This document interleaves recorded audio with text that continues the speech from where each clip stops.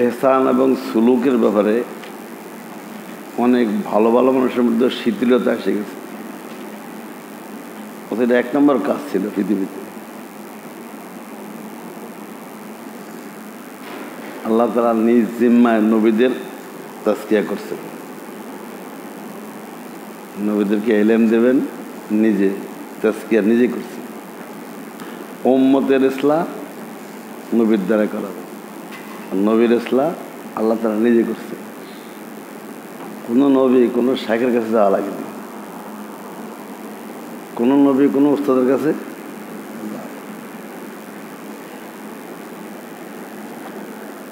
আল্লাহ তাআলা নিজে করছেন, তার কুদরতিভাবে করছেন। যেমন নাকি 2 জন মানুষকে আল্লাহ পাক সরাসরি মাটির থেকে বানাইছেন, আদম হাওয়া, বাকিরা সব মানুষ থেকে মানুষ। প্রত্যেক মখলুকের 1 জোড়া মাটির থেকে হয়েছে, বাকিরা বংশানুক্রমে। প্রত্যেক নবীর ইসলাহ আল্লাহর থেকে হয়েছে, বাকিরা নবীর থেকে হয়েছে। প্রত্যেক নবীকে আল্লাহ পাক ইলম শিখিয়ে দিয়েছেন, পরে সমস্ত মানুষ নবীর থেকে ইলম শিখে। ঠিক না? এটা আল্লাহ তাআলার সিস্টেম এরকম। প্রথম খালেক থেকে, পরে মখলুক থেকে, মখলুক থেকে মখলুক থেকে। প্রথম খালেক থেকে সরাসরি, পরে কি মখলুক থেকে, মখলুক থেকে। মখলুককে দিয়েছেন খালেক প্রথমে, পরে খালেক থেকে খালেক, মখলুক থেকে মখলুক থেকে।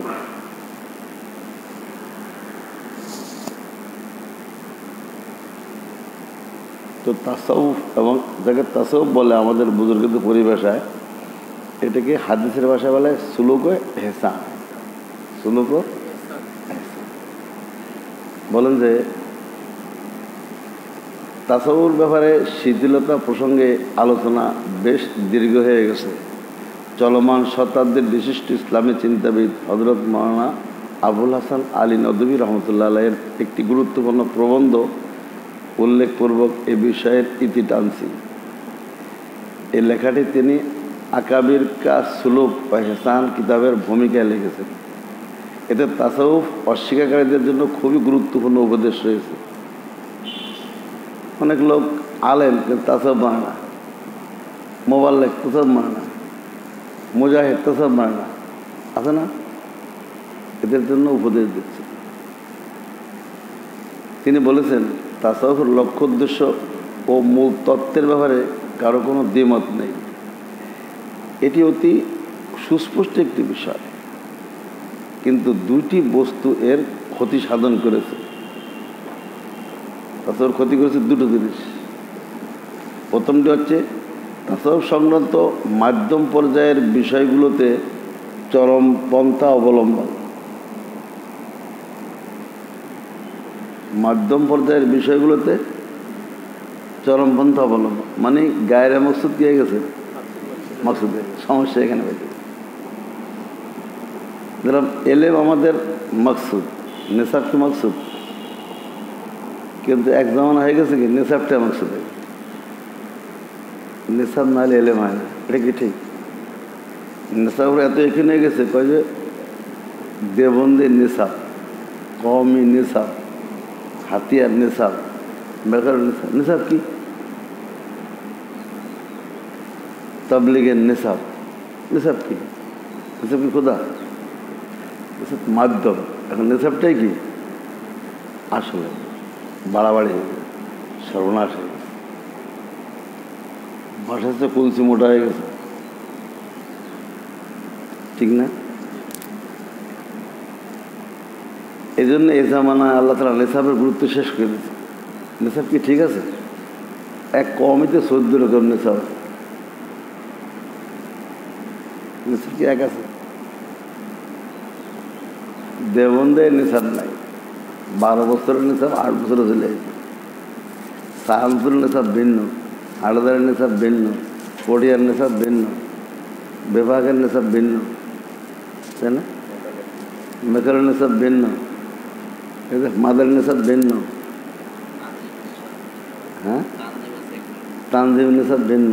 নেসাবের কোনো হদিস পাওয়া যায় এখন? আল্লাহ তাআলা নেসাব শেষ করে দিয়েছে। নেসাবকে আসল না এলেম আসল? তো তাসাউরও যেটা মাধ্যম পন্থার মাধ্যম বিষয়গুলো, মধ্যম পর্যায়ের বিষয়গুলোতে চরমপন্থা অবলম্বন, ওজিফা সবক করে জান থাকার না থাক সবকা দেখতে क्या तरीका है। हजरत थानवी साहब সেটাকে সংক্ষেপ করছে, কয় না যদি মাথা গরম হয়ে যায়, হার্ট দুর্বল হয়, ওজিফা বাদ করে দাও। ওজিফাকে মাকসাদ 12 তসবিহ করতেই হবে, জান থাকার থাকে একই। দ্বিতীয়টি হচ্ছে পরিভাষার ক্ষেত্রে প্রয়োজন অতিরিক্ত গুরুত্ব প্রদান এবং এ বিষয়ে অনর্থক বাড়াবাড়ি। পরিভাষা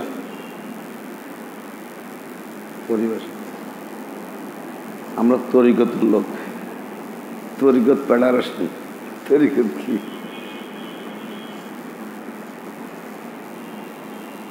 তাই না? যদি কাউকে জিজ্ঞেস করা হয় যে ইখলাস ও আখলাক অর্জন করা জরুরি কিনা, ইয়াকিন মানে দৃঢ় বিশ্বাস কাম্য কিনা, গুণাবলী সম্পন্ন হওয়া, দোষ ত্রুটি হইতে বেঁচে থাকা, হিংসা বিদ্বেষ অহংকার রিয়া, সম্পদের লোভ, মান সম্মানের মোহ, অন্যান্য আত্মিক রোগ ব্যাধি থেকে মুক্তি পাওয়া, কুপ্রবৃত্তির তাড়না থেকে দূরে থাকা জরুরি কিনা, এমনিভাবে নামাজে একাগ্রতা, কান্নাকাটি করে বিনীতভাবে দোয়া করা, নফসের হিসাব নিকাশে অভ্যস্ত হওয়া, সর্বোপরি আল্লাহ তাআলা ও তার রাসূল সাল্লাল্লাহু আলাইহি ওয়াসাল্লামের মহব্বত, সে মহব্বতের স্বাদ ও তৃপ্তি অনুভব হওয়া অথবা তার আগ্রহ রাখা, এর প্রতি গুরুত্ব দেওয়া, লেনদেন পরিষ্কার রাখা, সততা, আমানতদারি, বন্দার হক যথাযথভাবে আদায় করা, আত্মনিয়ন্ত্রণে সক্ষম হওয়া, রোগের সময় নিয়ন্ত্রণের বাইরে চলে না যাওয়া, এসব কাম্য কিনা। সুস্থ বিবেক সম্পন্ন প্রতিটি মানুষ এক্ষেত্রে একটি উত্তরই প্রদান করবে যে এগুলি খুব ভালো নয়, এগুলো শুধু ভালোই নয় বরং শরীয়তে কাম্য বটে। অবশ্য গোড়া প্রকৃতির লোকদের কথা সম্পূর্ণ আলাদা। যারা গোড়া তারা কিন্তু এগুলো ভালো করে না। কোরআন ও হাদিসের বিশাল ভাণ্ডার এসবের প্রতি উৎসাহ প্রদান ও গুরুত্ব আরোপ করা আরও সংক্রান্ত বর্ণনায় পরিপূর্ণ। কিন্তু যদি বলা হয় ওইসব গুণাবলী অর্জনের মাধ্যম হচ্ছে সে কর্মপদ্ধতি যা পরবর্তীতে তাসাউফের নাম ধারণ করেছে, তখন তাসাউফ শব্দটি শোনা মাত্রই কিছু লোকের কপালে ভাঁজ পড়ে যায়। এর কারণ হলো এই পরিভাষার প্রতি তাদের ভীতি জন্মেছে এবং তাদের তিক্ত অভিজ্ঞতা রয়েছে স্বয়ং তথাকথিত সুফিদের সম্পর্কে। শেষ সময় তাদের মানসপটে তথাকথিত সুফিদের ওইসব ঘটনাবলী ভেসে ওঠে যা কার্যক্ষেত্রে বা নিকট থেকে তারা দেখেছে বা তাদের সাথে ঘটেছে। কিন্তু এইরূপ ঘটনা শুধু তাসাউফের ক্ষেত্রেই ঘটেনি, বরং সকল শাস্ত্র, প্রতিটি ইসলাহি দাওয়াত, প্রত্যেকটি নেক কাজের একই দশা তার ধারক বাহকদের মধ্যে, তার আহ্বায়ক এবং দাবিদারদের মাঝে বিদ্যমান ছিল। খাঁটি মেকি, অভিজ্ঞ অনভিজ্ঞ, পরিপক্ক অপরিপক্ক, সত্যবাদী মুনাফেক, সব প্রকৃতির মানুষ। এত সত্ত্বেও কোনো তত্ত্বসন্ধানী ব্যক্তি মূল বিষয়টির প্রয়োজনীয়তা অস্বীকার করতে বা তার বিরোধিতা করতে পারে না। ডাক্তারের মধ্যে কি আছে? মেকি খাঁটি অখাঁটি আছে না নেই? হ্যাঁ, বুয়া ডাক্তার কত আছে, তাই বলে কি ডাক্তার অস্বীকার করবে? রাজনীতির মধ্যেও কি আছে? বুয়া রাজনীতি, তাই বলে অস্বীকার করবে? সায়েন্সের মধ্যেও কি আছে? কত বুয়া আছে। আর্টস কমার্সের মধ্যে কি আছে? সব জায়গায় তো পাকা অপাকা আছে। পার্থিব বিষয়বালীরও একই অবস্থা। ব্যবসা, কৃষি, কারিগরি, শিল্প প্রত্যেকটিতে পাশাপাশি দুই ধরনের লোক পাওয়া যায়, পরিপক্ক অপরিপক্ক, ভালো মন্দ, সাধু অসাধু। অথচ দিন দুনিয়ার সমস্ত কার্যাবলী আপন গতিতে চলছে, মানুষ থেমে নেই, সবাই নিজ নিজ কাজ করে যাচ্ছে। অপরিপক্কদের কারণে মানুষ দৌলত হতে বঞ্চিত হচ্ছে না, আপন লক্ষ্য উদ্দেশ্য থেকে হাত গুটিয়ে নিচ্ছে না, পরিভাষাগত কোনো বিভেদের কারণে আসল হাকিকত বা মূল বস্তুকে বর্জন করছে না। अल्फाज के पेचू में उलझते नहीं दाना, अल्फाज के पेचू में उलझते नहीं दाना, गवास को मतलब है गहर से के सदफ से। জ্ঞানীগণ শব্দের পেছে হারিয়ে যান না, বরং উদ্দেশ্য থেকে মূল তত্ত্বে পৌঁছার। বলুন, ডুবুরির মুক্তা আরোহণ উদ্দেশ্য থাকে নাকি জেনুক আরোহণ? হ্যাঁ, যারা ডুবুরি তারা কি তালাশ করে? জেনুক। তাসাউর ব্যাপারে মানুষ দু দলে বিভক্ত। একদল তাসাউফের সকল বিষয় পৃথক পৃথকভাবে মেনে থাকেন, কিন্তু যখন সেগুলোর সমষ্টিগত কোনো নাম দেওয়া হয় তখন তারা তাকে অস্বীকার করে বসেন। উপরে যে লক্ষ্য উদ্দেশ্য ও গুণাবলীর কথা উল্লেখ হয়েছে সেগুলোর প্রায় সবকটি সবাই পৃথক পৃথকভাবে মেনে থাকেন, কিন্তু যখন কেউ কোনো কারণে সেগুলোকে সমষ্টিগতভাবে তাসাউফ নাম অভিহিত করেন তখনই তাদের ভুরু কুঞ্চিত হয়ে যায়। তারা বলে থাকেন, আমরা তাসাউফ মানি না, তাসাউফ আমাদের বিরাট ক্ষতি সাধন করেছে, তাই না? দ্বিতীয় দলটি এমন, কেউ যদি সে হাকিকত তথা মূল তত্ত্বের নাম পরিবর্তন করতো তাদের সামনে উপস্থাপন করে, তাহলে তারা তার সাদরে গ্রহণ করে নেয়। যেমন বলা হয় কুরআন মজিদের পরিভাষায় এ তাসাউফের নাম তাজকিয়া বা আত্মশুদ্ধি, হাদিসের পরিভাষায় এহসান এবং পরবর্তী উলামা ইকরাম কারো পরিভাষায় এর নাম ফিকহে বাতেন। তখন তারা বলেন এ নিয়ে মতভেদ কিছু নেই, এগুলো শরীয়তের দলিল দ্বারা প্রমাণিত। ব্যাপার হলো, এ পর্যন্ত রচিত সকল কিতাবে সংস্কার করাও সম্ভব নয় এবং মানুষের মুখও বন্ধ করে রাখা যায় না, নতুবা আমাদের সাধ্যের ভিতরে থাকলে আমরা একে তাজকিয়া তথা আত্মশুদ্ধি বা এহসান নাম দিতাম, তাসাউফ শব্দই ব্যবহার করতাম না। কিন্তু এখন এটি তাসাউফ নামে বেশি প্রসিদ্ধি লাভ করেছে। এটা কোনো বিষয় বিশেষের বৈশিষ্ট্য নয়, বরং ইলম ও অন্যান্য সমস্ত বিষয়ের ইতিহাস এ ধরনের প্রচলিত পরিভাষায় ভরপুর।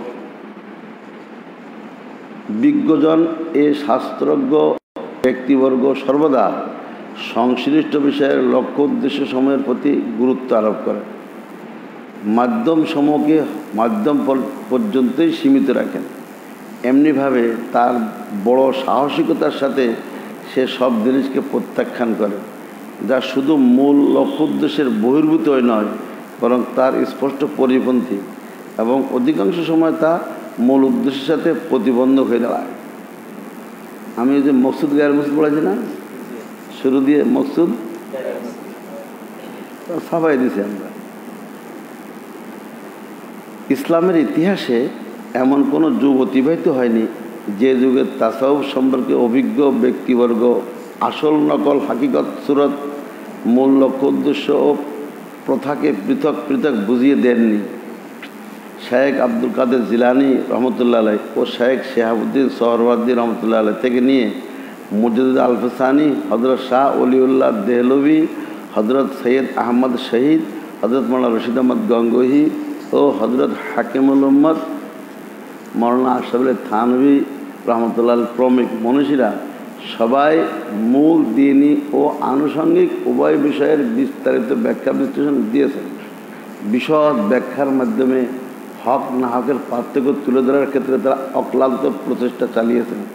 কঠোর হস্তে এসব রসম রেওয়াজ খণ্ডন করেছেন যেগুলো অমুসলিমদের সংস্রব বা অপরিপক্ক সুফিদের মাধ্যমে মুসলিম সমাজে অনুপ্রবেশ করেছিল এবং তাসাউর অংশে পরিণত হয়ে গিয়েছিল।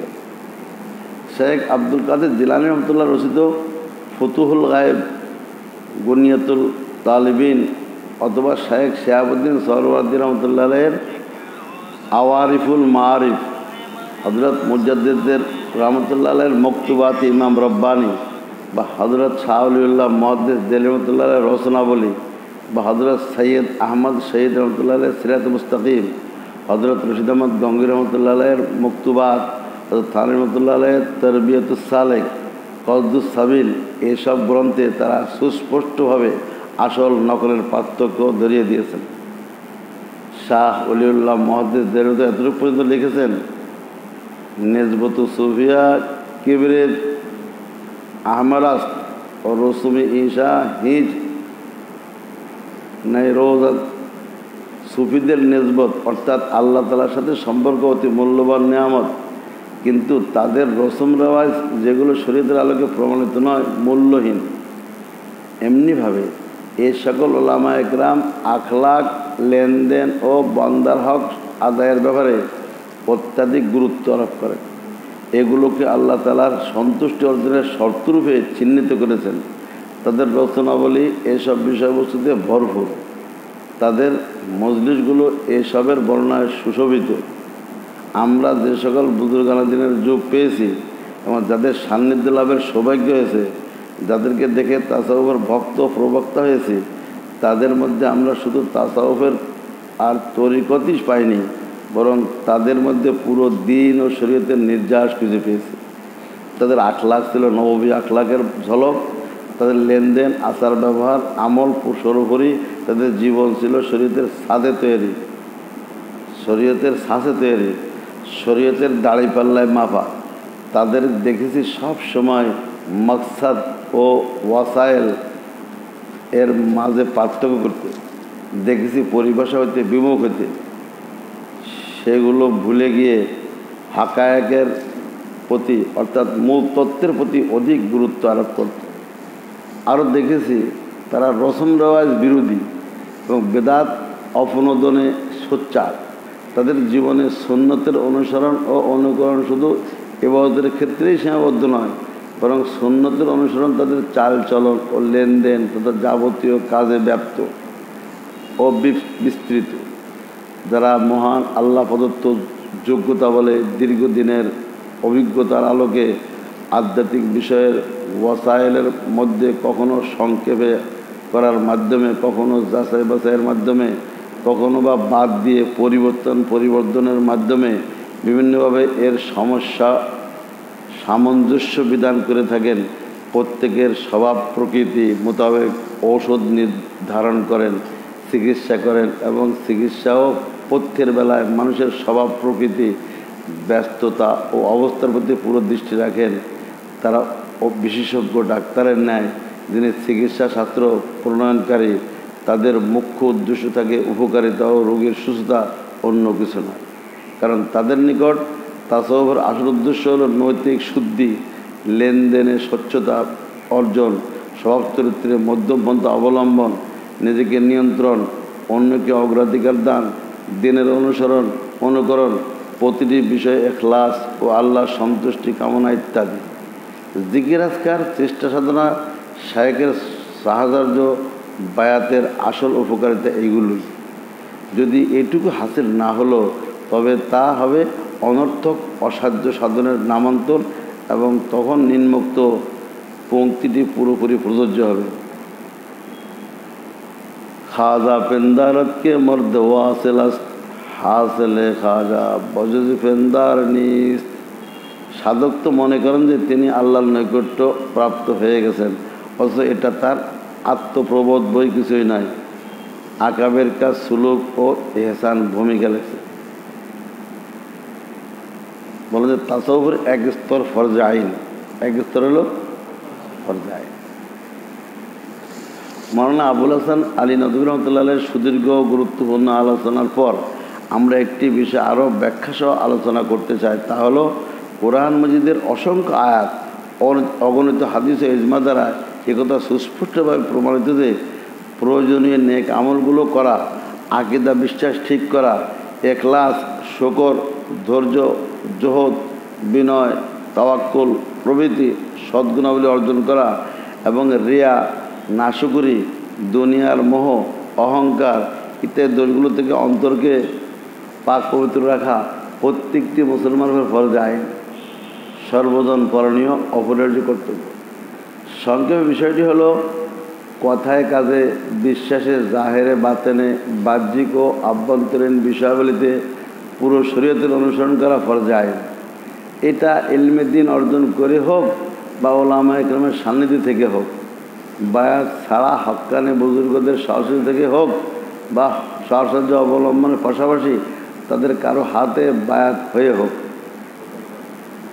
মোট কথা, কাজে কর্মে বিশ্বাসে জাহেরে বাতেনে পুরো শরীয়তের অনুকরণ করা ফরজ, প্রত্যেক মুসলমানের জন্য জরুরি, সর্বজন পালনীয় অপরিহার্য কর্তব্য। তাই তাসাউফ বা পীর মুরিদি ইত্যাদি শব্দের সাথে মতানৈক্য করে অথবা পীর মুরিদিকে মুস্তাহাব মনে করে পূর্বোক্ত বাস্তবতাকে ভুলে যাওয়া আদৌ ঠিক হবে না। ঠিক আছে, ভালোভাবে বুঝতে হবে। ইসলাহের একটি বিশেষ পদ্ধতির নাম হলো পীর মুরিদি, পদ্ধতির নাম। এই পদ্ধতি মুস্তাহাব, বিদে আকিদা বিশ্বাস আমল ও আখলাকের ইসলাহ মুস্তাহাব হবে এমন নয়, বরং এগুলোর ইসলাহ করা ফরজ আইন। কারণ এগুলো তো সরাসরি ঈমানের অন্তর্ভুক্ত।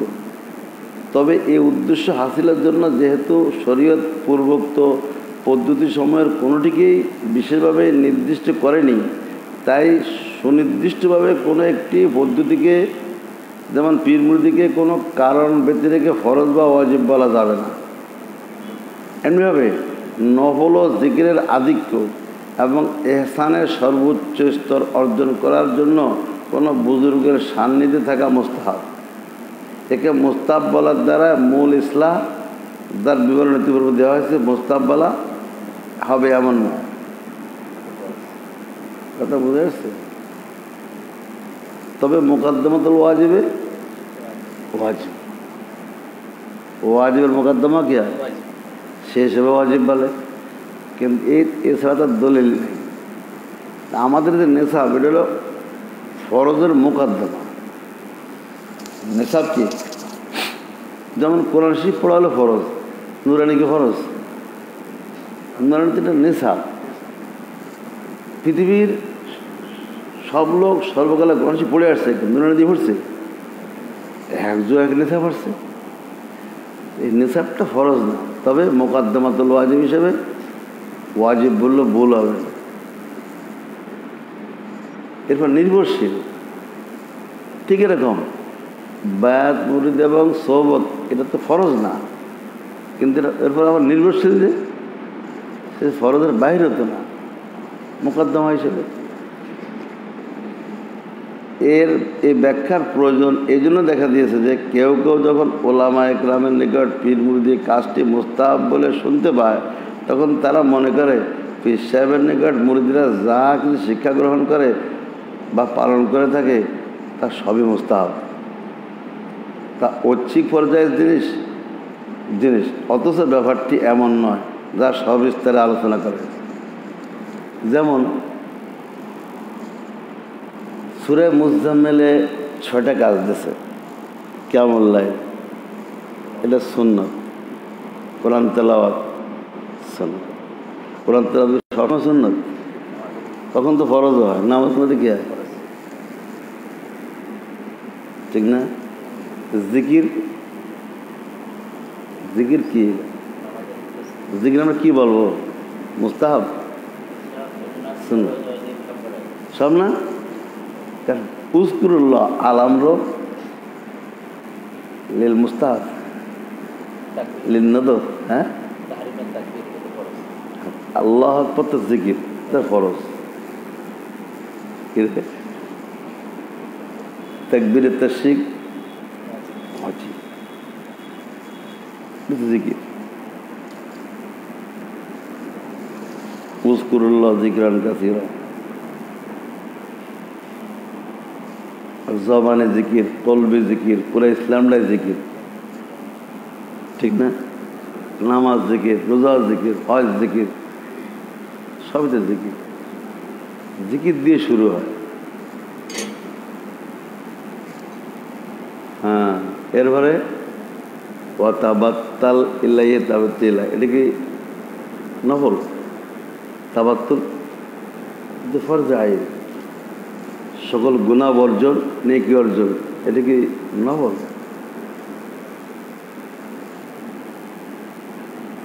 তারপর রব্বুল মাশরিকি ওয়াল মাগরিবি লা ইলাহা ইল্লাহু, এটা কি নফল? তাওহীদের মারিফত, নফি ইসবাত, ফাত্তাখিযু ওয়াকিলা, তাওয়াক্কুল, এটা কি নফল? সবর নফল।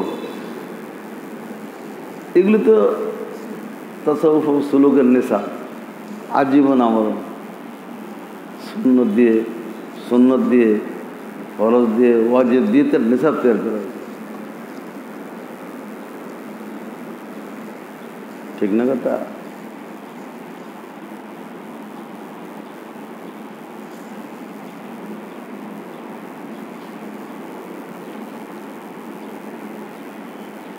একটা বিষয় হয়ে গেল না, কিছু বুঝে আসলো কথাটা?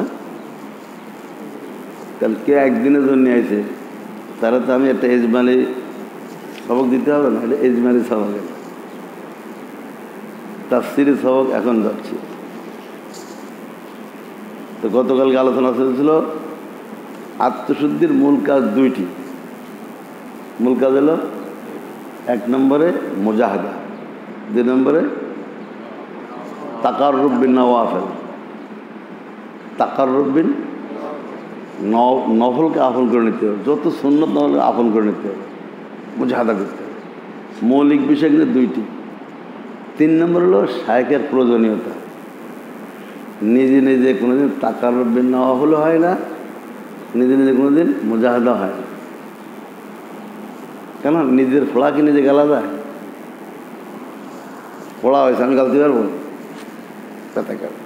হয় না, কোনোদিন হয় না।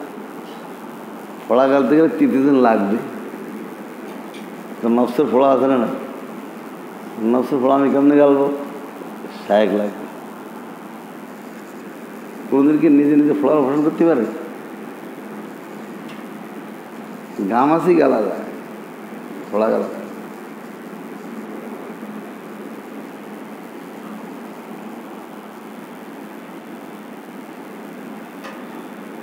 অনেক রোগের চিকিৎসা নিজে নিজে করা যায়, সব রোগের চিকিৎসা করা যায়। হার্টের রোগ চিকিৎসা কি ডাক্তার নিজেরটা করতে পারে?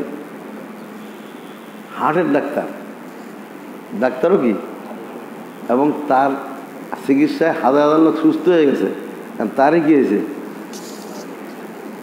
হার্ট অ্যাটাক করছে, ব্লক হয়ে গেছে। এখন যদি বলে সমস্যা কি, আমি কত রোগী চিকিৎসা করেছি, আমার চিকিৎসা আমি করবো, সম্ভব? যতই ডাক্তার হও, তুমি আর এক জায়গায় রোগী হও। তো ডাক্তাররা করে কি দেশে রোগী হয় না, বিদেশে যায়, সিঙ্গাপুরে, মালয়েশিয়া যায়, সিরিয়াল দেয়। তো গেলে কি বলে? তাহলে আমি রোগী, আমার চিকিৎসা করে। রুগী সিরিয়াল দেয় নাকি ডাক্তার হিসেবে দেয়? ডাক্তারগুলো কি চিকিৎসার রুগী নেবে? রুগী বলতে হবে তো সিরিয়াল নেবে। দেখো আমি ডাক্তার, তুমি অন্য জায়গায় মাত্র বরি করতে এসে কী বলতে হবে? আমি পেশেন্ট, তাই না? এবং রুগীদের যে সব উসুল সব সেখানে খাটবে, ফি দিতে হবে, তাই না? এবং তাকে যা বলবে তাই মানতে হবে, পরীক্ষা করাতে হবে, সব করাতে হবে। প্রয়োজনে অপারেশন করা লাগবে, তা মানতে হবে। ডাক্তার বলে কি যে ডাক্তার সাহেব আমি রোগী, আপনি মারেন কাটেন আমার চিকিৎসা করেন, তাই বলতে হবে না? তখন বিদেশি ডাক্তাররা এই ডাক্তারে বলবে কি বংশ দিতে হবে। এটা রুগীদের উসুল, রুগী হলে বংশ দিতে হবে, অপারেশন হলে তাই দিতে হবে। একে তো বলবে না এই ডাক্তার অপারেশন করেন আমি ডাক্তার, তাই বলবে?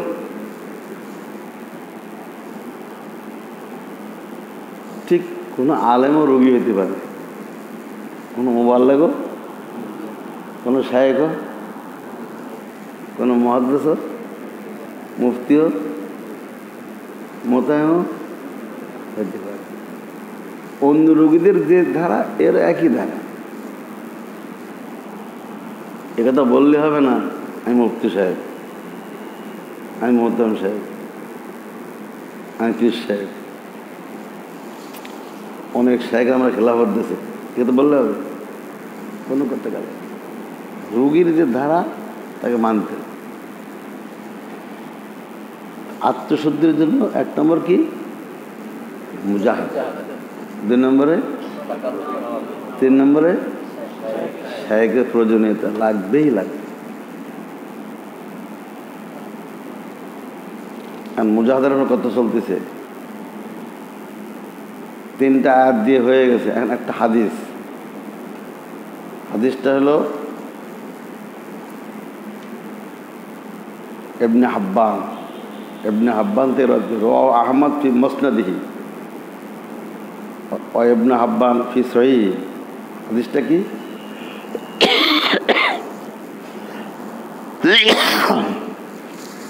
আল মুজাহিদু মান জাহাদা নাফসাহু ফি তাআতিল্লাহ। মুজাহিদকে, মুজাহিদ কমিটি, মুজাহিদকে আল্লাহ রসুল বলছেন প্রকৃত মুজাহিদ সে ব্যক্তি যে আল্লাহ তাআলার ইবাদতে স্বীয় নফসের বিরুদ্ধে জিহাদ করে। সশস্ত্র জিহাদের পাশাপাশি, সশস্ত্র জিহাদের পাশাপাশি আফগান জিহাদ করে কথা, কিন্তু নফসের বিরুদ্ধে সে হলো আসল মুজাহিদ। এখন সেখানে জেহাদি করে কিন্তু নফসের বিরুদ্ধে জিহাদ করে না, সেখানে মুজাহিদ হাকিকি কিন্তু ভণ্ড। যদি কাফের বিরুদ্ধে জিহাদ করে তারও কি লাগে? নফসের বিরুদ্ধে জিহাদ লাগে। আল মুজাহিদু মান জাহাদা নাফসাহু ফি তাআতিল্লাহ।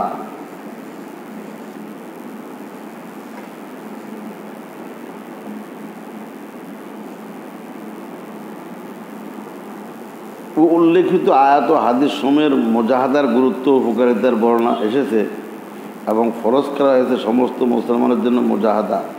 বাদ দেওয়া হয়নি কাউকের পরিধি থেকে, কেউ বাদ নেই, পীর সাহেবরাও বাদ নেই, মুজাহাদা করা লাগবে, কোনো পীরের থেকে বাদ নেই। তাহলে কোনো আলেম তো প্রশ্ন ওঠে না, কোনো মোবাল্লিগ তো বাদ যাবে না, কোনো ব্যবসায়ী, কোনো চাকরিজীবী, কোনো শ্রমিক, কোনো পুরুষ, কোনো যুবক, কোনো মহিলা, কোনো উম্মত ইত্তেবাদ না, সবার মুজাহাদা। এই মুজাহাদার তত্ত্ব কথা এতটুকু যে মুজাহাদার আসল কথা কি, খোলাসা কথা কি, মূল নির্যাস কথা কি। যখন যে ইবাদত করতে অলসতা অনুভব হয়, যখন যে ইবাদত করতে অলসতা অনুভব হয়, তখন তার মোকাবেলা করো তো সে ইবাদত আঞ্জাম দেওয়া এবং মনে গুনাহের যে চাহিদা উদ্রেক হয় তা দমিয়ে সে গুনাহ থেকে বিরত থাকা, এই হলো মূল কথা। যখন মনে করছে তাহাজ্জুদ থাক, এই সময় তাহাজ্জুদ পড়তে হবে। যখন মনে করছে তেলাওয়াত থাক, ওই সময় তেলাওয়াত করতে হবে। যখন মনে করছে আজকে ওজিফা থাক, ওই সময় ওজিফা দেখেছে।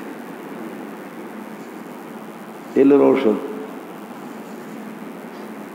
ঠিক না? আর যখন মনে করছে ফেসবুক দেখ, ওই সময় বাদ দিতে হবে। যখন মনে করছে গোপনে এই গুনাহটা কর, ওইটাই বাদ দিতে হবে। এর নাম হলো মুজাহাদা। এর নাম কি? যখন মনে করছে যে অমুকের সাথে এখন ফোন কর, মজার আলাপ কর, ওইটাই বাদ দিতে হবে। আর যদি ওদিক থেকে কল আসে, কেটে দিতে হবে। বারবার কল করলে লক করে দিতে হবে। আরো বিরক্ত করলে সিম্বারটা ফেলতে হবে। এর নাম কি? কথা বোঝা গেছে রে? যখন যে ইবাদত করতে অলসতা অনুভব হয়, তখন তার মোকাবেলা করো তো সে ইবাদত আঞ্জাম দেওয়া এবং মনে গুনাহের যে চাহিদা উদ্রেক হয় তা দমিয়ে সে গুনাহ থেকে বিরত থাকা, এটা আসল মুজাহাদা। এটাই কি? আভ্যন্তরীণ গুণ সমূহের চাহিদা মোতাবেক মনে না চাইলেও যত্নের সাথে আমল করা। আভ্যন্তরীণ গুণ সমূহের চাহিদা মোতাবেক মনে না চাইলেও যত্নের সাথে আমল করা। ভিতরে কিছু গুণ আছে, সে গুণের চাহিদা মোতাবেক আমল করতে মনে হচ্ছে না, তা করতে। আমি একজন ইমানদার, আমি একজন মুসলমান, আমার তাজিদ পড়তে মনে করছে না, করতে শেষ সাথে না পেলে এ রাত্রে করতে, 12 রাকাত না পেলে 8 রাকাত করতে, 8 রাকাত না পেলে 4 রাকাত দিলে করতে, 4 রাকাত 2 রাকাত দিলে করতে। কোরআন শরীফ পড়তে হবে, 1 পারা না পেলে আধা পারা পড়তে হবে, আধা পারা না হলে 1 রুমে পড়তে হবে, 1 পৃষ্ঠে পড়তে হবে। কমপক্ষে সূরা মুলক ওয়াকিয়া পড়তেই হবে, সূরা ইয়াসিনটা পড়তে হবে, কোনোদিন বাদ যাবে। যতই ব্যস্ততা হোক, যতই আমার পরে মনে না চাক করতে।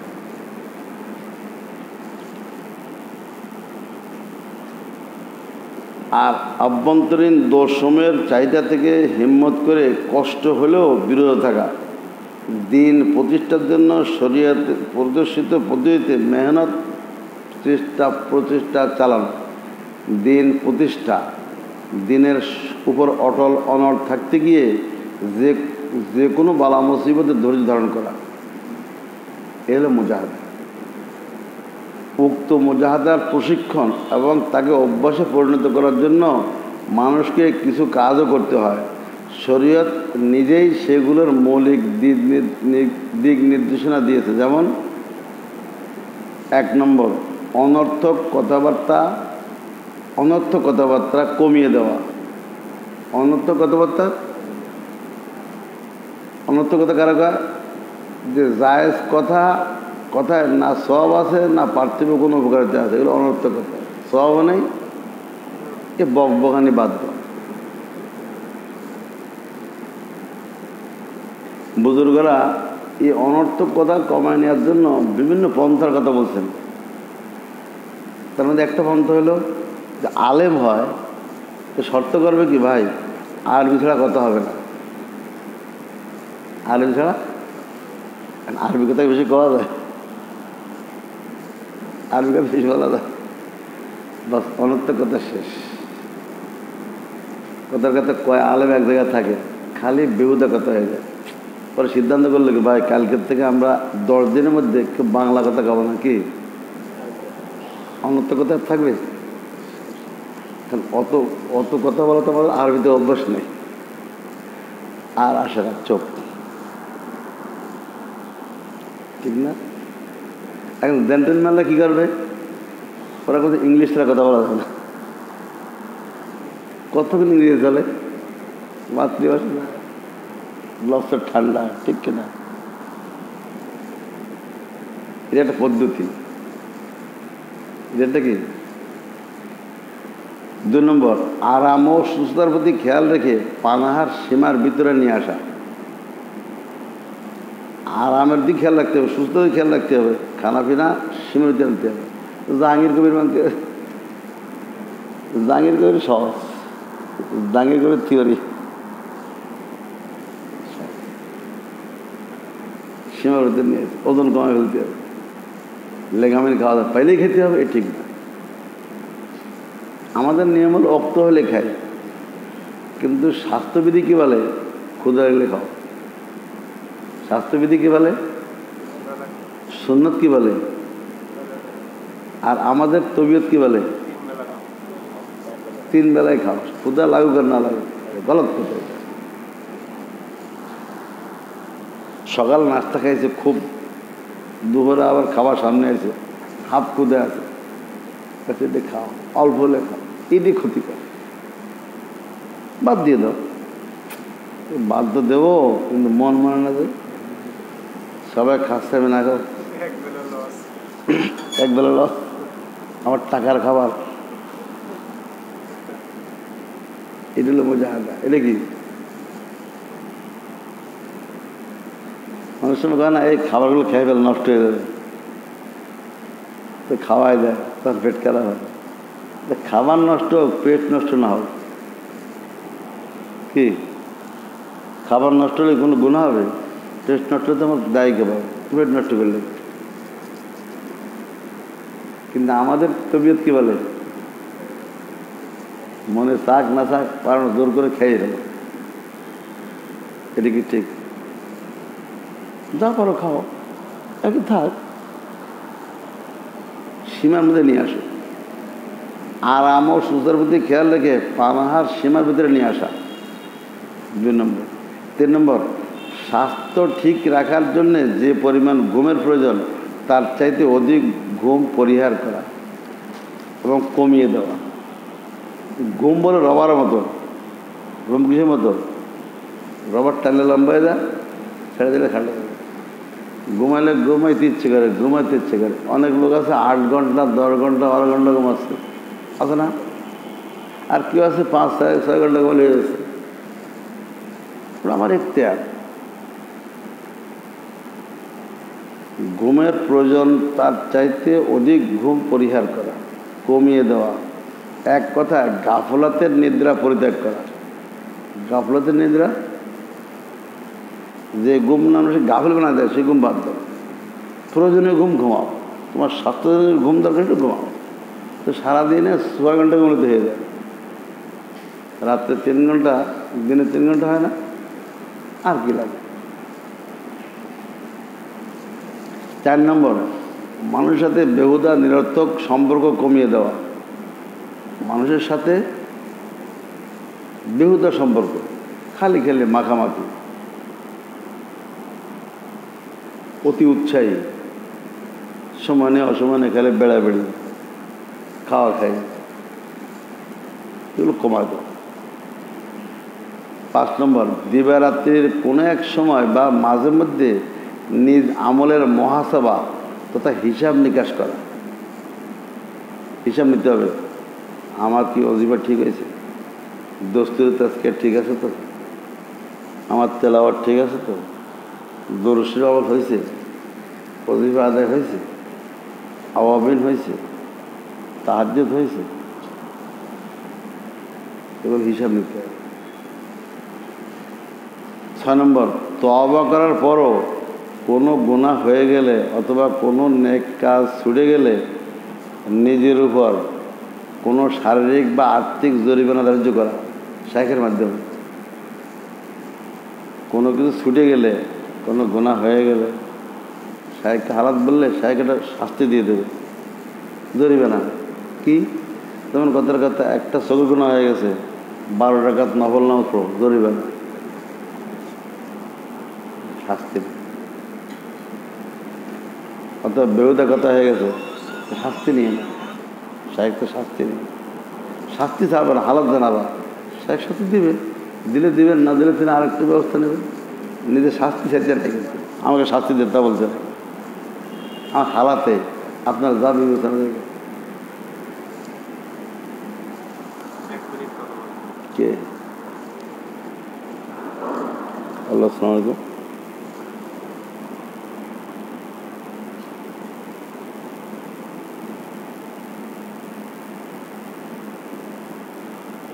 ফকির না, না, এগুলো বিবেচনার বিষয়। ফকিরে ফেতরা দিলে বা জাকাত দিলে আদায় হবে না বলে আলেমদের মত। প্রত্যেকেরই এরা সাহেব না সাহেব।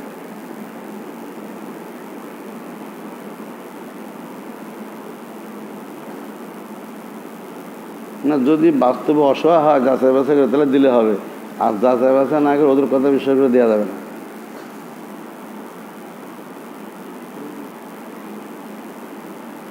না, না, ওগুলো তো এই যে পেশা হিসেবে যদি করে, তার যদি সে সম্পদশালী হয়, তার দিলে তো আদায় হবে না।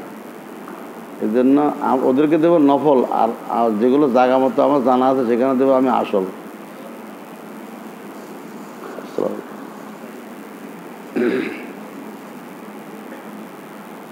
হালাল ও জায়েজের সীমা লঙ্ঘন না করে ভোগবিলাস ও শাহানশাহী জিন্দেগি যদিও নাজায়েজের কিছু নয়, তথাপি নফসকে নিয়ন্ত্রণ আনার খাতিরে তা বর্জন করা।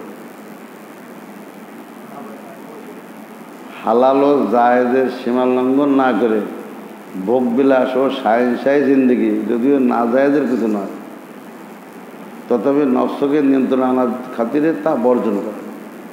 মেলা শাহেনশাহী জীবন, সুযোগ থাকলেও এগুলো বর্জন।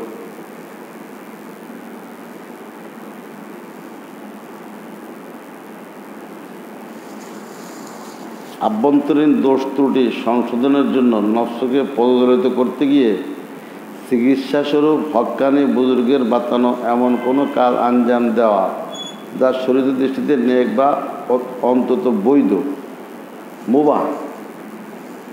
যেমন অহংকারের চিকিৎসাস্বরূপ মুসল্লিদের জুতা সোজা করা। হুজুর বললো কি তুমি জুতা সোজা করো, এটা বৈধ কাজ, সমস্যা কি? কিন্তু একজন শিক্ষিত আলেম যদি কোনো সম্মানের ব্যক্তিদের এই কাজ দেয়, নফস তো শাস্তি হচ্ছে, কঠিন শাস্তি। গরিব মিসকিনদের শারীরিক খেদমতের সেবা করা। বলছি তুমি অমুক গরিব লোকটার মাথায় তেল দিয়ে দাও, ওর মাথায় আমি তেল দেবো, সেটা আমার চা করার যোগ্য না, একে তো গেলে হবে না। মুজাহাদার প্রশিক্ষণ এবং তা অভ্যাসে পরিণত করার জন্য এই প্রকৃতির যেসব আমল করা হয়, হক্কানি বুজুর্গদের পরিভাষায় এগুলোকেও মুজাহাদা বলা হয়, কেননা এতেও নফসের মোকাবেলা হয়। আসল মুজাহাদা অভ্যাসে পরিণত হওয়ার ব্যাপারে তার যথেষ্ট ভূমিকা থাকে। এটা আসল না, এটা হলো সহায়ক মুজাহাদা। তবে এগুলো নিজে নিজে করলে হবে না, দেখাতেই করলে হবে না। অমুক জুতা সোজা করে আমি করি, অমুক ড্রেন সাফ করে আমিও করি, অমুক পায়খানা সাফ করে আমি করি, তাইলে হবে না। কিন্তু এগুলো মুরব্বির মাধ্যমে করলে হয় যায়। বুঝতে আসেনি? অনেকে দেখা দেখি করে, দেখা দেখি দ্বারা ফায়দা হয়, কিচ্ছু হয়। কখন ফায়দা হয়? যখন শায়েখের পরামর্শ করে তখন ফায়দা। হালাল ও জায়েজের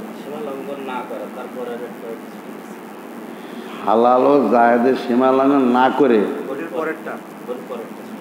ও আভ্যন্তরীণ দোষ ত্রুটি, আভ্যন্তরীণ দোষ ত্রুটি সংশোধনের জন্য নফসকে পদদলিত করতে গিয়ে চিকিৎসাস্বরূপ হক্কানি বুজুর্গদের বাতানো এমন কোনো কাজ আঞ্জাম দেওয়া যা শরীয়তের দৃষ্টিতে নেক বা অন্তত বৈধ।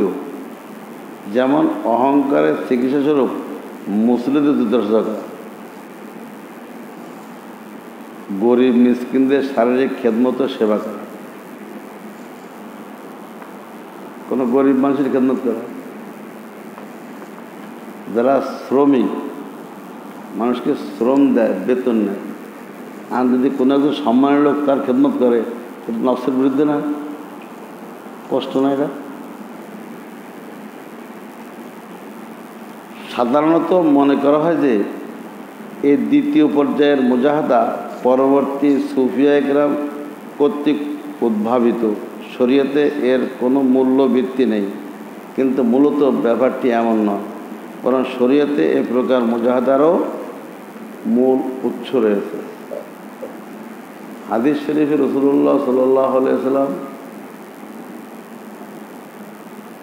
সলফে সালেহ তথা সাহাবী ও তাবিনদের ঘটনাবলিতে অধিক পরিমাণে এবং সুস্পষ্টভাবে তার উৎস বিদ্যমান রয়েছে।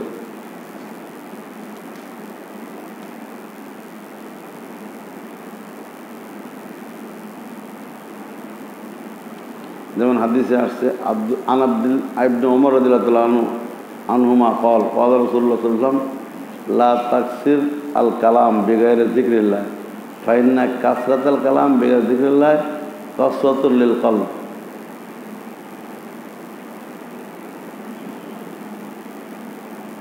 وأن أبعد الناس من الله القلب القاسي رواه الترمذي هذا حديث حسن غريب। রাসূলুল্লাহ সাল্লাল্লাহু আলাইহি ওয়াসাল্লাম ইরশাদ করেন, তোমরা আল্লাহ তাআলার জিকিরবিহীন অধিক কথাবার্তা বলো না, কারণ আল্লাহ তাআলার জিকিরবিহীন কথাবার্তা হৃদয়কে কঠিন করে তোলে, আর কঠিন হৃদয়ওয়ালা ব্যক্তি আল্লাহ তাআলার সান্নিধ্য থেকে সবচেয়ে বেশি দূরে থাকে।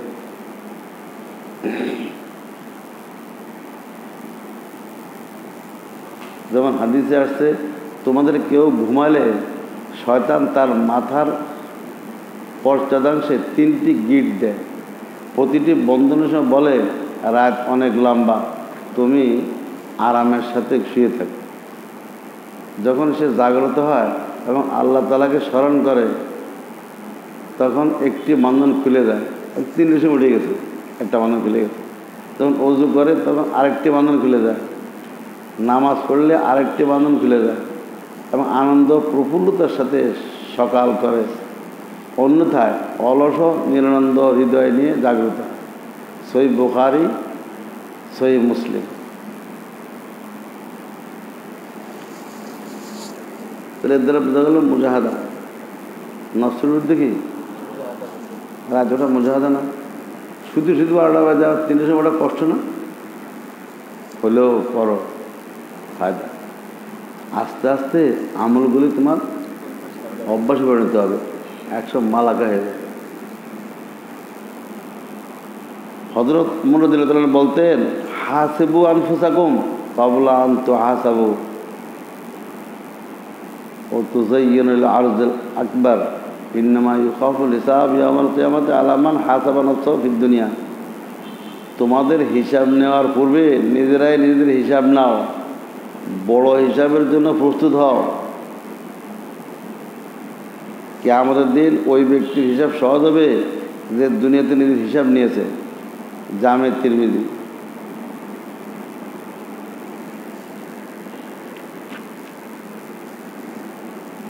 হযরত হাফসা রাদিয়াল্লাহু তাআলা আনহা বলেন, রাসূলুল্লাহ সাল্লাল্লাহু আলাইহি ওয়াসাল্লাম আমাদের যে বিছানায় আরাম করতেন সেটি ছিল শর্ট।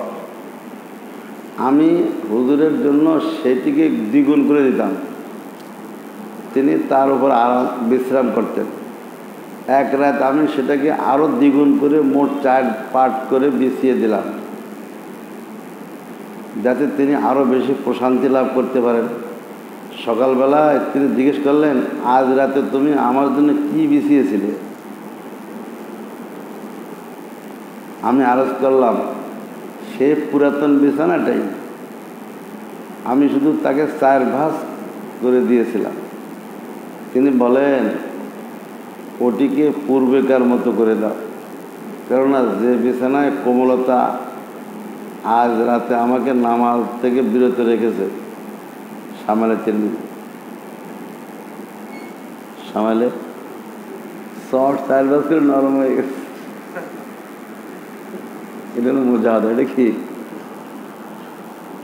আমাদের জাজিম, তারপর তোষক, তারপর বিছনা চাদর, তার নরম হয় না। যদিও এগুলো জায়েজ আছে, কিন্তু রাসূল সাল্লাল্লাহু আলাইহি ওয়াসাল্লাম তো কঠিন মুজাহাদা করতেন, আমাদের জন্য সহজ মুজাহাদা। উম্মতের দেখেন কি সহজ। একদা হযরত ওমর ফারুক রাদিয়াল্লাহু তাআলা হযরত আবু বকর সিদ্দিকের খেদমতে উপস্থিত দেখেন, তিনি স্বীয় জিহ্বা ধরে টানছেন।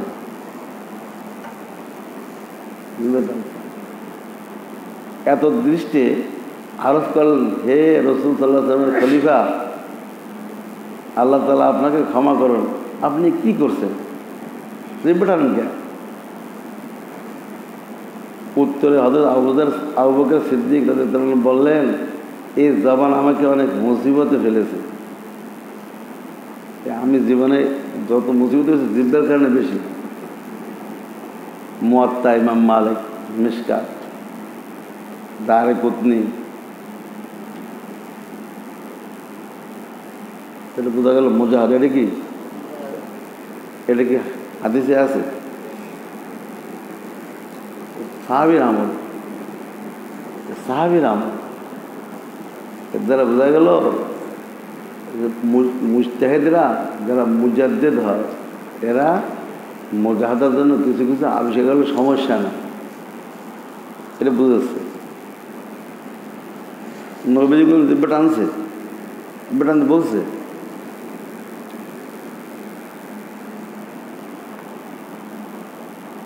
হযরত ওমর ফারুক রাদিয়াল্লাহু তাআলা আনহু কোনো এক বক্তব্যে আল্লাহ তাআলার প্রশংসা এবং রাসূল সাল্লাল্লাহু আলাইহি ওয়াসাল্লামের উপর দরুদ পাঠাতে সমবেত লোকদেরকে লক্ষ্য করে বলেন, হে লোক সকল, আমি সেই যুগে দেখেছি যখন আমি বনি মাখজুমে আমার খালাদের বকরি ধরাতাম।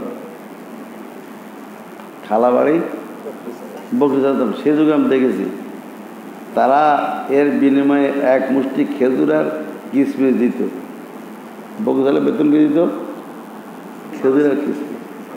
আমি তা দ্বারাই সারাদিন কাটিয়ে দিতাম। সে এক করুণ সময় ছিল, সে এক করুণ। বক্তব্য শেষে হযরত আব্দুর রহমান আওফ তাকে সম্বোধন করে বললেন, হে আমিরুল মুমিনিন, আজ তো আপনি নিজের দোষ ছাড়া আর কিছুই বললেন না। তিনি বলেন, হে ইবনে আওফ, আব্দুর রহমান আওফ, আমি একে একে ছিলাম। আমার মন আমাকে বলে, তুমি তো আজ আমিরুল মুমিনিন, মুসলমানদের মাঝে তোমার চাইতে শ্রেষ্ঠ আর কি হবে। তাই আমি ইচ্ছা করেছি স্বীয় নফসকে দলিত করব এবং তাকে শাস্তি প্রদান করব। তাইতে আমি এগুলো বলছি। আমার তো রাখালেরও যোগ্যতা ছিল না, আজকে আল্লাহ তাআলা আমাকে কী নিয়ামত দিয়েছে।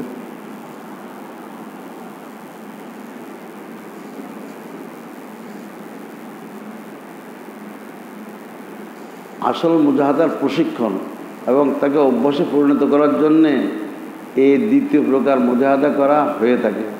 এই প্রকার মুজাহাদার গুরুত্ব, প্রয়োজনীয়তা অনুধাবনের জন্য উপরোল্লেখিত কয়েকটি বর্ণনাকে যথেষ্ট মনে করছি। সঙ্গে সঙ্গে এ সকল রেওয়ায়েত দ্বারা একথাও অনুমিত হয় যে সাহাবায়ে কেরাম রাদিয়াল্লাহু তাআলা আনহুম সর্বদা নিজেদের ব্যাপারে কত সতর্ক থাকতেন।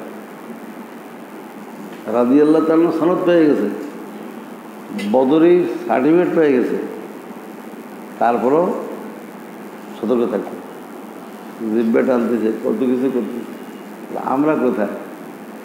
আমরা মনে হয় কি, আমরা কিছুটা মনে হয় আমরা নায়েবে রাসূল, মনে হয় সার্টিফিকেট হাতে এসে গেছে, এখন যা ইচ্ছা তাই করতে হবে। তাই স্বীয় আমল ও কলবের প্রতি কেমন সজাগ দৃষ্টি রাখতেন, মুজাহাদার জন্যে সদা সর্বদা কেমন প্রস্তুত থাকতেন।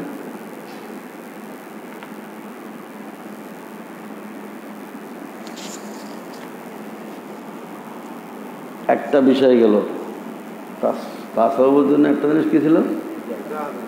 মুজাহাদা বর্ণনা শেষ হয়ে গেল। দ্বিতীয় জিনিস কি? তাকাররুবিন নওয়াফিল। এই ঘুমানো যাবে না, তাকাররুবিন নফল ছাড়াও কিন্তু আল্লাহকে পাওয়া যায় না।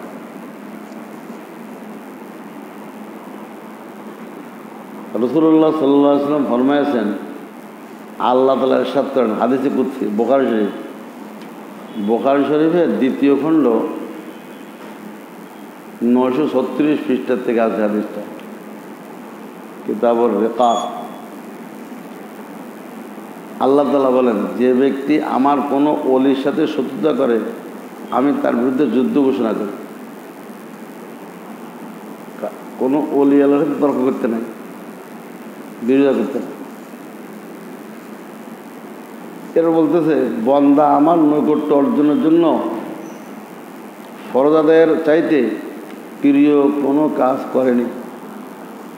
আল্লাহর নৈকট্য পাওয়ার জন্য এক নম্বর কাজ হলো ফরজ আদায় করা। আর বন্দা যখন নফল ইবাদতের মাধ্যমে আমার নৈকট্য লাভ করতে থাকে, মানে ফরজ আদায় করার পরে, আগে মাগরিব পড়েছে, সুন্নত পড়েছে, এখন কি আওয়াবিল পড়ছে, তারপরে ফরজ, এশার ফরজ পড়েছে, সুন্নত পড়েছে, তারাবি পড়েছে, বিতির পড়েছে, এখন কি তাহাজ্জুদ। কেমন এক পর্যায়ে আমি তাকে ভালোবাসি ফেলি, এক পর্যায়ে আমি তাকে নফলের দ্বারা, আর আমি যখন তাকে ভালোবাসি তখন আমি তার চোখ, কান, হাত ও পা হয়ে যায়। কত বড় কথা রে! যার দ্বারা সে দেখে, শোনে, ধরেও চলে। যেহেতু তার অঙ্গ প্রত্যঙ্গ থেকে সকল কাজকর্ম আল্লাহ তাআলাই সন্তুষ্টি মোতাবেক প্রকাশ পায়, এই জন্য কথা বলা হয়েছে যে আমি যেন তার চোখ, কান, হাত পা হয়ে যায়। কেননা যখন আল্লাহ তাআলার সন্তুষ্টির বিপরীত সে ব্যক্তি কান দ্বারা কিছু শোনে না, চোখ দ্বারা কিছু দেখে না, আর বিধানের খেলাফ হাত পা চালায় না, বরং যা কিছু করে আল্লাহ তাআলার সন্তুষ্টি ও তার হুকুমের আওতায় থেকে করে, তখন আর তার চোখ, কান, হাত ও পা নিজের রইল কোথায়? কারণ তো আল্লাহ তাআলারই হয়ে গেছে। যদি সে আমার কাছে চায়, কে এর নফল আল্লাহ আমার কাছে চায়, তাহলে আমি তাকে দিয়ে দিই।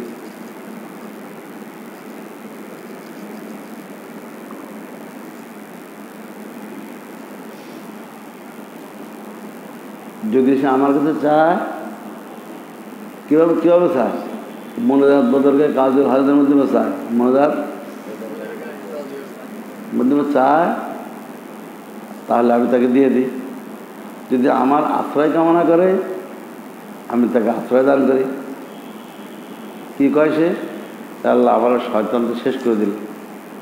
নফস শয়তান জাদকারী মা রাহিমান রহমত বাসাদ শাফাত সাহেমান। আল্লাহ আমার বাঁচান, আমি তার আশ্রয় দিয়ে দিই। যা হোক, এতটুকু প্রমাণিত হলো যে কোরআন হাদিসের আলোকে আত্মশুদ্ধি অর্জনের জন্য মৌলিক দুটি কাজ রয়েছে। অন্তরকে প্রবৃত্তি ও অনৈতিকতা থেকে পরিষ্কার করা।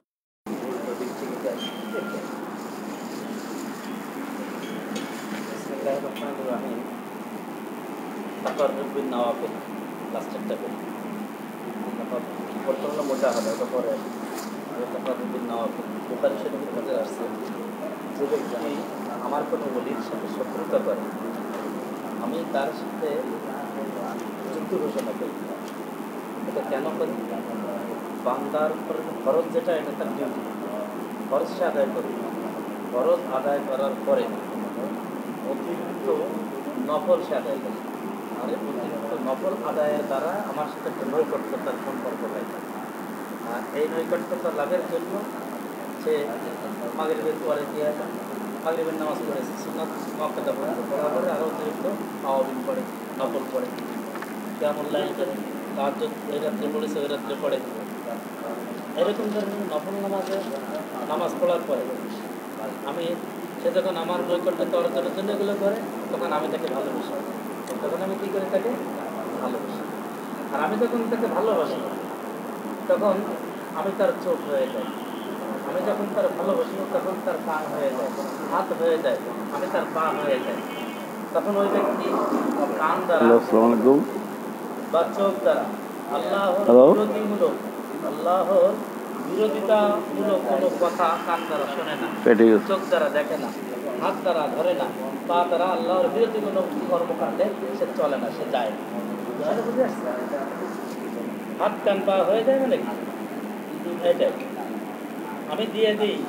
যদি সে আমার কাছে, আর সে যখন এই অবস্থায়, আমি যখন তাকে ভালোবাসার পরে সে যখন আমার কাছে কিছু চাই, তার সাথে আমি কী করি? আমি দিয়ে দিই। চাই যখন চাই আমি দিয়ে দিই। সে যদি আমার কাছে আশ্রয় চাই, আমি আশ্রয় দিই। আমি কী করি? আশ্রয় চাইলে আশ্রয় দিই। সবচেয়ে ঝামেলা করলে আল্লাহর কাছে আল্লাহ, সবচেয়ে ঝামেলা করি তুমি আমার আশ্রয় দেয়, সবচেয়ে টাইট করে দিই আল্লাহ পাক। লাস্টের কথাটা হলো, মূল কথা হলো, সার কথা হলো যে নফল সমূহের মাধ্যমে নৈকট্যতা অর্জন করা যায়। নফল সমূহের মাধ্যমে নৈকট্যতা অর্জন করা হয়। তার আগে মুজাহাদার একান্ত প্রয়োজন। তার আগে কি মুজাহাদার একান্ত প্রয়োজন? কারণ অনেক সময় দেখা যায় মুজাহাদা নাই, কিন্তু নফল আছে, এতে কোনো ফায়দা হয় না। বুঝতে পারা মুজাহাদা লম্বা চওড়া হয়েছে। শেষ শর্ত হলো শায়েখের প্রয়োজন। তিন নম্বর শায়েখ তার সুন্নতপন্থী হইতে হবে, মুজাহাদাল হইতে হবে। শায়েখের গুণাবলী তো লাগবেই, শায়েখ হলেই হবে। শায়েখের কিছু কি লাগবে? সনদ লাগবে, ইসনাদ লাগবে। তিনি মুজাহাদা করছেন এমন হইতে হবে, তাই কোনো শায়েখ নির্ভর করছেন এরকম হইতে হবে। শায়েখ লাগবে, কেননা কারো পক্ষে নিজের ব্যাপারে নিজে চূড়ান্ত সিদ্ধান্ত নেওয়া সম্ভবপর হয়ে ওঠে না। যদি কেউ নিজের ব্যাপারে সিদ্ধান্ত নিয়েও নেয়, তবুও সেখানে ভ্রান্তির প্রবল আশঙ্কা থাকে। এমনিভাবে নফসের ধোকায় চরমপন্থা বা শিথিলপন্থা অবলম্বনের প্রবল আশঙ্কা থাকে। এটাই নিত্যদিনের অভিজ্ঞতা। অনেকে বলে যে শায়েক লাগবে না, আমি নিজে নিজে কিছু আমল করে নেবো, কিছু সবক নিয়ে নেব। ভুল হইতে পারে। এসব কারণে বিজ্ঞ শায়েকের প্রয়োজন, যিনি মুরিদের সাধারণ অবস্থাসমূহ এবং তার শারীরিক ও আর্থিক, সর্বোপরি আত্মিক উপকারিতার প্রতি লক্ষ্য রেখে পরিমাণ মতো যথাস্থানে নফলের নির্দেশ প্রদান করতে থাকবেন। যেসব অবলম্বনের মাধ্যমে মুরিদ সে অবস্থা এবং যোগ্যতা মাফিক দিন দিন আত্মশুদ্ধির পথে উন্নতি লাভ করতে পারবে। শেষ, আলোচনা শেষ। আজকে মজলিস শেষ করে দিই। নামাজ পড়ে সুবহানাল্লাহি ওয়া বিহামদিহি, সুবহানাকাল্লাহুম্মা ওয়া বিহামদিকা, আশহাদু আল্লা ইলাহা ইল্লা আনতা, আস্তাগফিরুকা ওয়া আতুবু ইলাইক।